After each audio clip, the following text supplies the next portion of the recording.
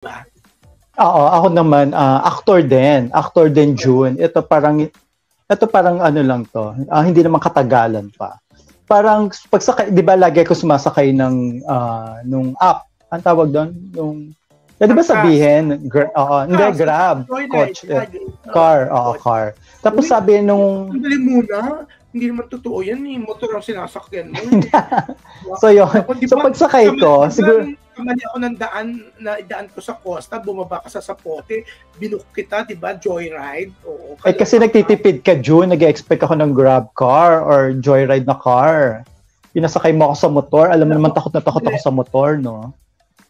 Laging yan sinasakyan mo, no? Sinungaling. Si Vic yata yun. Anyway, eto na nga, pagsakay ko, siguro namumukhaan ako nung driver kasi nababasa mo yung ano, 'di ba?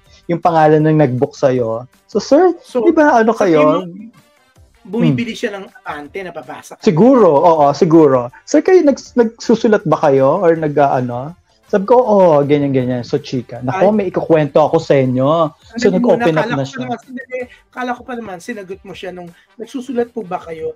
Kala ko pa naman, sinabi mo, oo, sa walls, at saka sa mga pinto ng mga CR.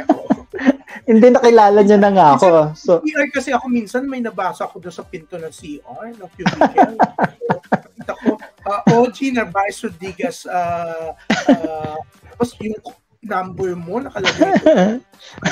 Uso pa ba yun? Tagal na rin yan, June, ha? Hindi, uso pa rin. Nagsusulat ka pa rin, eh. So, eto na. So, medyo na proud naman ako. So, pinabayaan ko siya magkwento. May kinuwento siya about this actor na medyo matagal na rin naman pinagdududahan yung sexuality, yung gender niya, diba? Na yon, pero wala naman siya pag-amin pa. So, pinababayaan na lang natin siya. So, yun, magaling siyang actor. Actually, kakatapos lang nung isang teleserye na napakaganda kung saan siya kasama. Sabi nung driver, parang nag-book sa kanya, ganyan. May pupuntahan sa isang lugar sa... Alam mo, parang kilala ko na siya dahil sa pagkakasali yung pala na katatapos pala niya. Huwag mo sabihin, Jun, ha? Alam mo nga, may chismis ka sa kanyang ganyan. Pero ewan ko ba't siya nachichismis ng ganyan. Oo, yun nga, nagpahatid daw.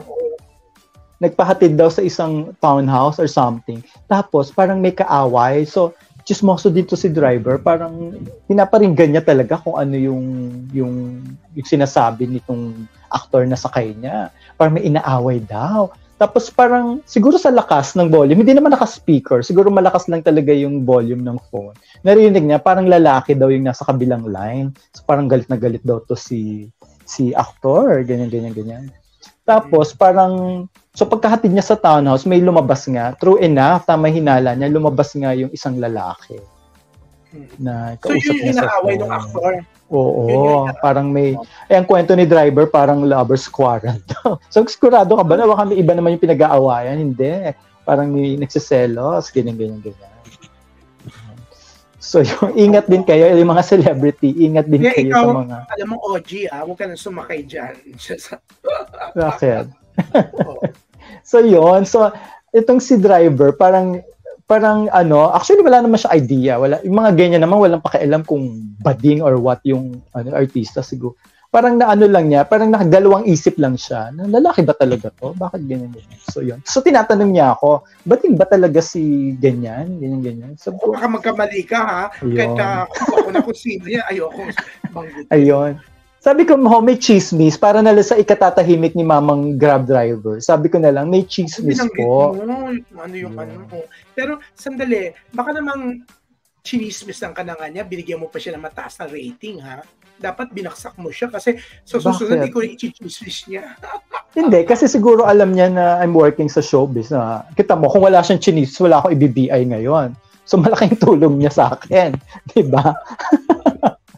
Siguro naman hindi niya ikukwento to sa ibang pasahero. Siguro nagkataon lang na nakilala niya ako. At nagtanong siya kasi sa akin eh. Parang kinonfirm na nga. In-affirm niya. So, yun. Pero feeling so, thank you kay Manong Driver.